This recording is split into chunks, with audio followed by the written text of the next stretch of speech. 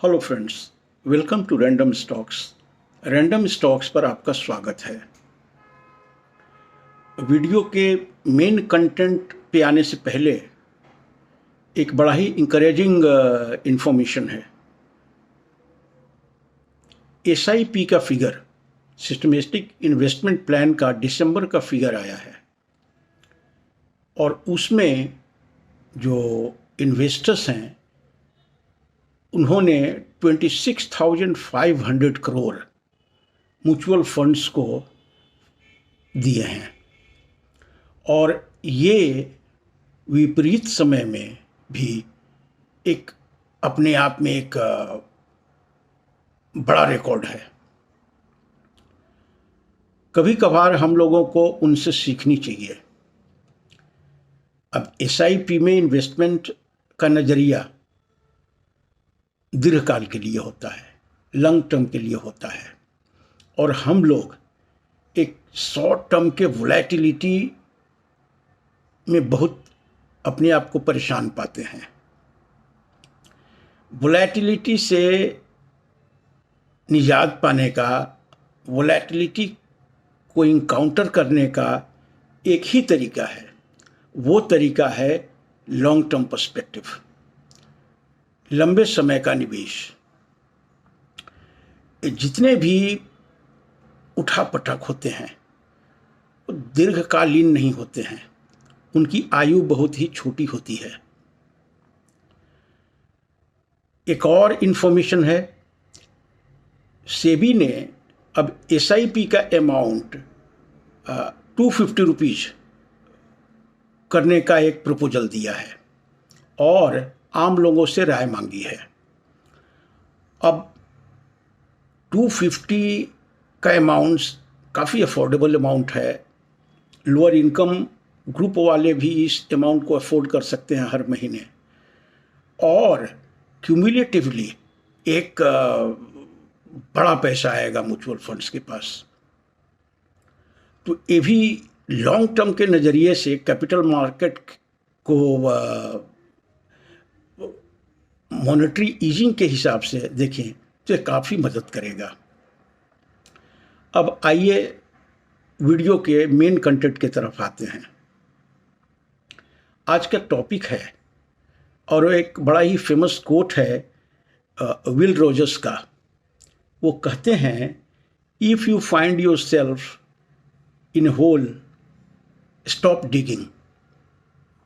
जब एक होल में आप गिर जाएं तो सबसे पहले आपको मिट्टी को खोदना बंद कर देना चाहिए। ये बड़ा इंसाइटफुल कोट है, बड़ा एक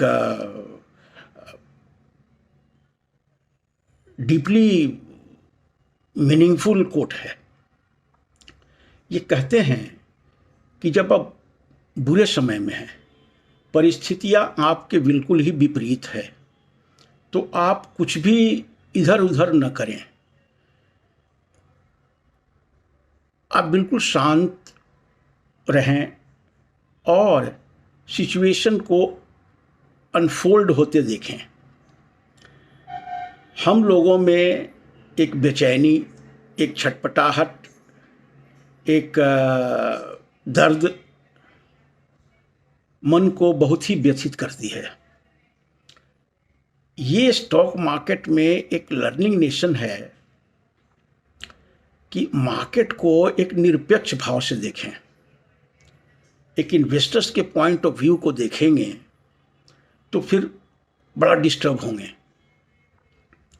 निरपेक्ष भाव से देखने का मतलब, आप जितने भी आपके प्राइस में डिटोरिएशन हुआ है वो नोशनल ही तो हुआ है। जब तक आपने उस एग्जिट नहीं किया है उस पोर्टफोलियो से या उस स्टॉक से, तब तक ये सब हाइपोथेटिकल है, एक नोशनल है। आपके इन्वेस्टमेंट लाइफ को किसी रूप में इफेक्ट नहीं कर रहा है।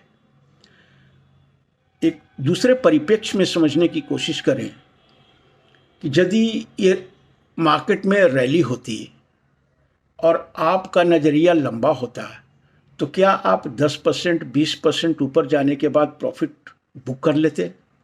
और यदि बुक कर लेते तो एक बात तो स्पष्ट है कि आप लॉन्ग टर्म के खिलाड़ी नहीं हैं। आपका भी व्यू बिल्कुल मायोपिक है और शॉर्ट साइटेड है, और एक अच्छे इन्वेस्टमेंट के लिए, एक वेल्थ क्रिएशन के लिए ये सिम्टम ठीक नहीं है। तो विपरीत परिस्थितियां आपको एक पेशेंस सिखा रही हैं कि शेयर को कभी भी लंबे नज़रिए से खरीदें। ऐसा समझें कि आप एक स्टॉक नहीं, एक शेयर नहीं, एक बिजनेस खरीद रहे हैं, और वो बिजनेस आपका खुद का है।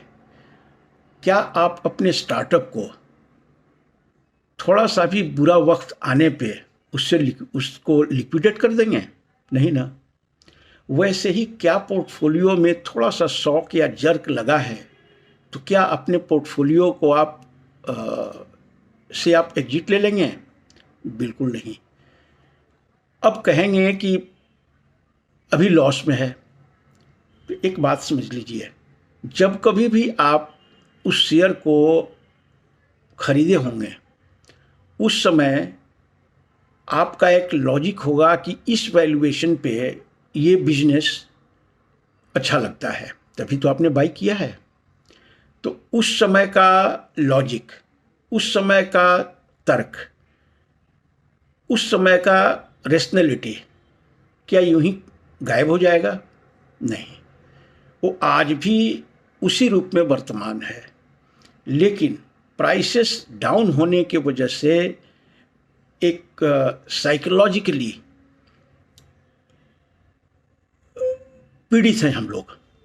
इसलिए उस शेयर को हम लोग एक अच्छे परिप्रेक्ष्य में नहीं देख पाते हैं। कहा गया है कि दूसरे तरफ की घास हरी नजर आती है। तो स्टॉक मार्केट में दूसरे शेयर्स आपको अच्छे लगेंगे। वो ये नहीं सोचते हैं कि जिस समय आपने अपने पोर्टफोलियो में शेयर खरीदा होगा उस समय भी हरा देख के ही खरीदा था। अब थोड़ा लाल हो गया है, तो ये रंग परिवर्तन ही तो हुआ है, हरा से लाल हुआ है, फिर लाल से न जाने कब हरा हो जाएगा।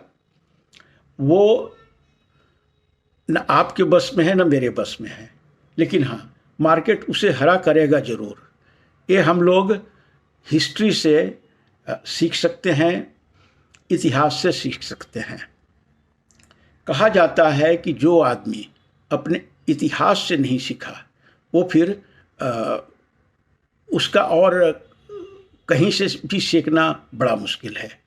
तो स्टॉक मार्केट का इतिहास है कि उसका एक साइकिल है, और ये साइकिल लगभग 5-7 वर्षों में एक बार रिपीट करता है, ऊपर से नीचे आता है। तो इतना दुख में जीने का कोई मतलब नहीं है। होठों पे मुस्कान लाइए। कुछ आपके जो हॉबी हैं, नेचुरल जो इंक्लिनेशन है आपके पास, उसमें थोड़ा समय दें। मार्केट में उस तरह से डीपली इन्वॉल्व न हों। मार्केट को ऑब्जर्व करें, मार्केट को विटनेस करें, मार्केट को बिना इन्वॉल्वमेंट के देखने की कोशिश कीजिए, तो ये पीड़ा थोड़ी कम हो जाएगी। और be hopeful about the future. Stock market अपना गति और डायरेक्शन ज़रूर बदलेगा, यही सत्य है। बाकी मन के उलझन बिल्कुल ही असत्य हैं, उनका कोई आधार नहीं है। इसलिए भरोसा रखें खुद पे, मार्केट पे, और एक सही माइंडसेट के साथ मार्केट को देखिए, ऑब्जर्व कीजिए। तो आज का यही दर्शन था। हाँ, कभी कभी कुछ न करना भी अपने आप में करना होता है। कुछ कर्म न करते हुए दिखना भी उस समय का कर्म होता है। इसी तरह आज कुछ न करते हुए भी आप कुछ कर रहे हैं, ये इमेजिनेशन अपने माइंड में लाइए। तो आज मार्केट को ऑब्जर्व कीजिए, कोई दिक्कत नहीं है। कल फिर सब कुछ रास्ते पे आ जाएगा। We will have our own days in future. Thank you so much for watching the video. Thank you.